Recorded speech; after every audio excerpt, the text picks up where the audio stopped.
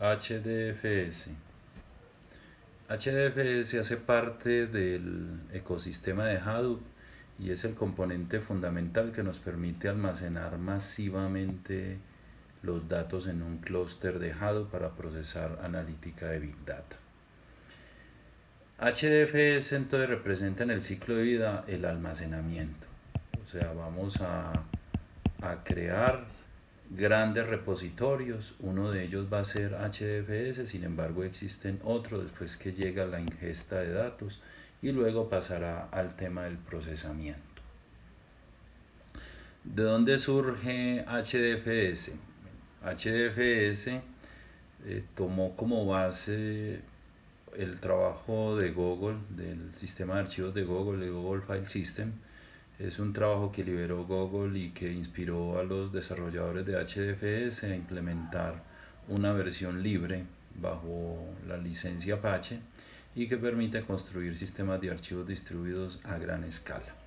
Luego ya se crea este paper que ya toma, digamos, todas las ideas del Google File System y nos permite implementar una propuesta concreta de altos volúmenes de datos. HDFS, ¿qué traduce? El Hadoop Distributed File System. Es un sistema de archivos distribuidos de Hadoop. Dentro de sus características tenemos, es escalable, quiere decir que puede iniciar desde algunos gigabytes hasta petas o exabytes, o sea, es bastante escalable. Tiene un sistema de alta tolerancia a fallos, de replicaciones entre nodos, o sea, replica sin necesidad de recurrir a esquemas de redundancia en hardware como lo es RAID, que son para esquemas de redundancia en discos. La unidad mínima de almacenamiento es 64, aunque lo más común es que almacene los archivos por bloques de 128 megas. Sin embargo, este parámetro es pues también configurable. ¿Qué características tiene? Es un sistema de archivo distribuido. Por el distribuido entendemos que son muchos los nodos que pueden almacenar los datos de un mismo archivo y tenemos un archivo que ocupa mucho espacio y necesita estar almacenado en varios nodos. El HDFS nos permite correrlo. Corre sobre lo que se conoce como hardware commodity. ¿Qué quiere decir eso? Que yo los nodos, si esto es un nodo en un clúster de Hadoop, ¿sí? Si esto es un nodo, cada uno de estos nodos tiene un almacenamiento, un storage. Todos estos almacenamientos se juntan para conformar un sistema de archivos distribuidos. Entonces, entre estos tres nodos, entre estos tres discos conforman eso y se llama hardware commodity al hecho de tener muchos servidores altamente replicados. Tolerable a fallos, es decir, un archivo que está dividido en bloques, ese bloque está dividido, está replicado en otros dos nodos más. Es decir, vamos a tener poca probabilidad de que nuestros datos desaparezcan. Tiene un alto desempeño, puesto que, digamos, permite lecturas simultáneas desde muchos puntos al tener la alta replicación, permite almacenar grandes volúmenes de datos. No es compatible con POSIX. POSIX es un sistema de archivos estándar que tiene muchas primitivas para garantizar concurrencia, control de acceso. Digamos que esto no cumple enteramente con ese estándar. Falla, asume que muchos de estos nodos van a desaparecer, entonces él tiene por los mecanismos de redundancia cómo recuperarse y pues escala en clúster a cientos o miles de nodos para almacenar y procesar. HDFS está implementado en Java como lenguaje de desarrollo. A nivel de arquitectura, en HDFS tenemos dos tipos de elementos. Tenemos lo que conoce como el data node, este señor, este data node. El data node es el que gestiona los metadatos del sistema. ¿Qué son los metadatos? El nombre del archivo, la estructura de directorios, en dónde están replicados los archivos, y tiene Data Node, que es realmente donde almacena los datos. Y como notarán, cada uno de los datos en un Data Node está replicado al menos 2 veces más. Si vemos, B1 también está en el Data Node 3 y en el Data Node 4, pero B2 también está en el Data Node 2 y en el Data Node 1. Entonces eso hace que tenga esa característica de alta redundancia y tolerancia a fallos. Dentro de esta arquitectura donde tenemos el Data Node y el Name Node, pues tenemos los clientes, quienes son los que finalmente graban o leen datos del clúster. Para leer o para escribir, siempre los clientes interactúan primero con el Data Node, quien le indica en qué, se contacta primero con el Name Node, quien indica dónde físicamente, en qué Data Nodes están los datos que usted quiere leer. Y ya para el esquema de escritura, se hace en una figura que se llama pipeline. Si bien retorna al cliente los 3 nodos donde se debe escribir, el cliente solo escribe en uno de los nodos, como observamos acá. El cliente contacta inicialmente al name node para indicarle que va a hacer una escritura. Él le devuelve los nodos a los cuales puede escribir, él sabe cuáles son y escribe en una figura que llama pipeline. Escribe en este primero y este data node se encarga de replicar en este y este en este, y a su vez cada uno de ellos reporta la acción al name node. Esta es la característica como de escritura.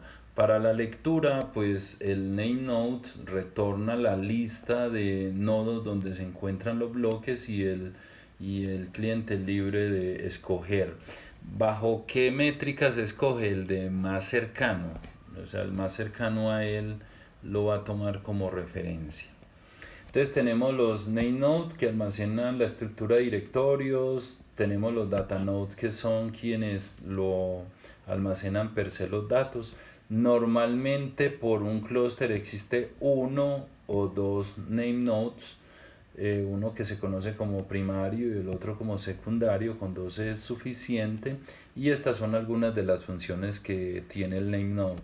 Gestiona el nombre y directorios de archivos, hace el acceso de archivos por parte de los clientes, garantiza estas operaciones de lectura, escritura y todo lo que tiene que ver apertura, cierre, renombrar y directorios directamente contra el name node. Recuerden que ya las operaciones de read y de write directamente se hacen con los data nodes y mapea pues a qué nodos de datos, digamos, tiene para almacenar los datos, y almacena los datos, los metadatos del HDFS. Normalmente mantiene en memoria RAM para mayor velocidad, sin embargo está constantemente escribiendo los datos a discos. Se tienen muchos data nodes, son los que almacenan per se los bloques de 64 megas. Recuerden que esto muy típicamente puede subir hasta 128. Divide los archivos por bloques, ¿cierto? Es como la unidad de almacenamiento y hace replicación entre nodos. ¿Cómo hace la replicación? En el momento de la escritura, el cliente escribe y contacta el primer data node, y ese data node a su vez a otro y ese otro a otro. Es lo que llama la escritura en pipeline, como vemos acá. Por default son tres nodos donde están los mismos archivos, tamaño de 64.